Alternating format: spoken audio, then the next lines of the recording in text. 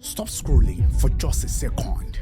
What if I told you that last month I made over $1,000 just by getting paid to read books? Not writing them, not selling them, just reading and reviewing.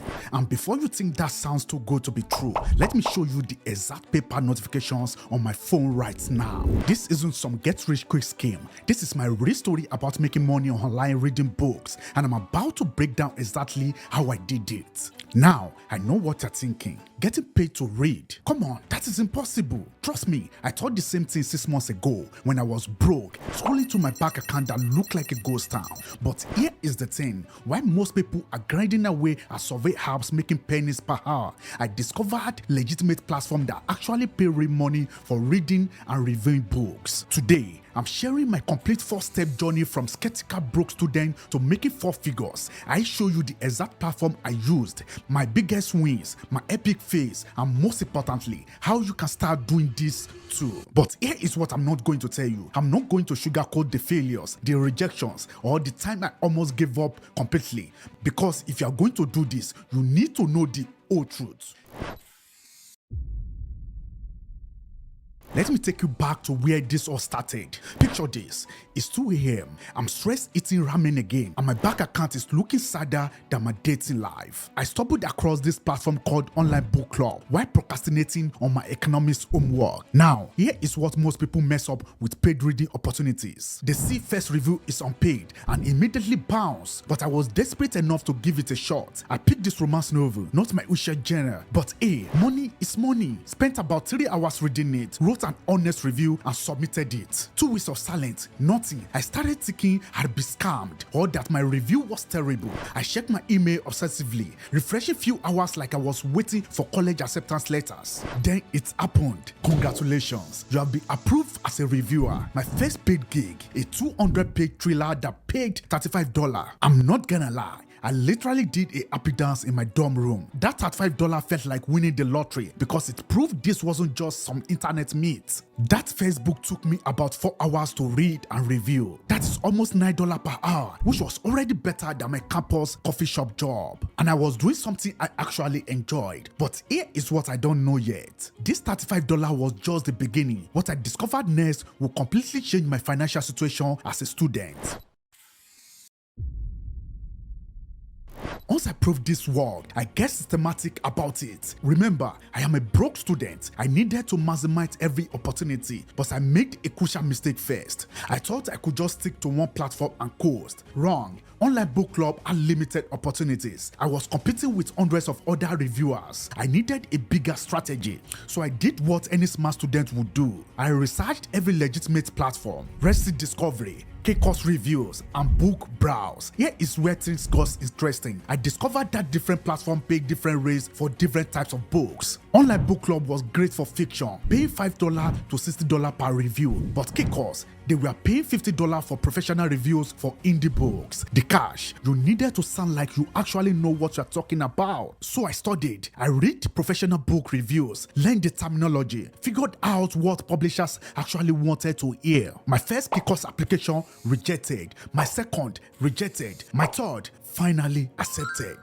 Within a month, I landed 3 reviews simultaneously. A $60 fantasy novel from Online Book Club, a $50 business book from K-Course, and a $40 romance from Book Browse. Plus, I was getting tipped on Reddit Discovery. That week, I made $300 just reading books between classes. But I had no idea what was coming next. While researching more opportunities, I stumbled across something that will make my $300 a week look like pocket change. Quick pause. If you are getting value from this, smash that like button right now. We're about to hit the biggest revelation that changed everything in my journey. What I'm about to show you in step 3 is the exact moment I went from making decent money to making $450 in a single project. The platform that most people don't even know exists. If you're serious about this, grab my free starter guide with all these platforms linked in the description. You will need it for what is coming next. Trust me, step 3 is where things get absolutely insane.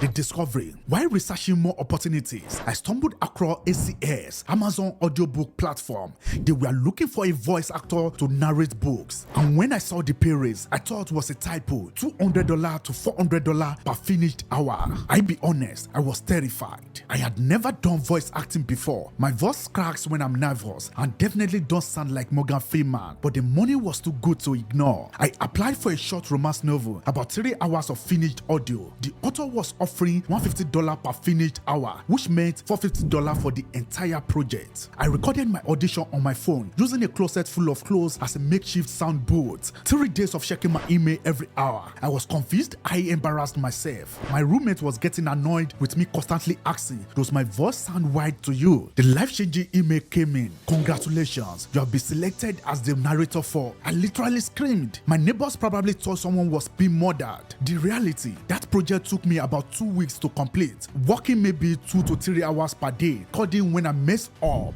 learning basic audio editing. It wasn't easy, but when I submitted the final files and saw that $450 hit my paper account, I literally called my mom crying. Happy tears, obviously. But here is what nobody tells you about the level of success. The higher you climb, the more you need to know the advanced strategies that separate pros from beginners.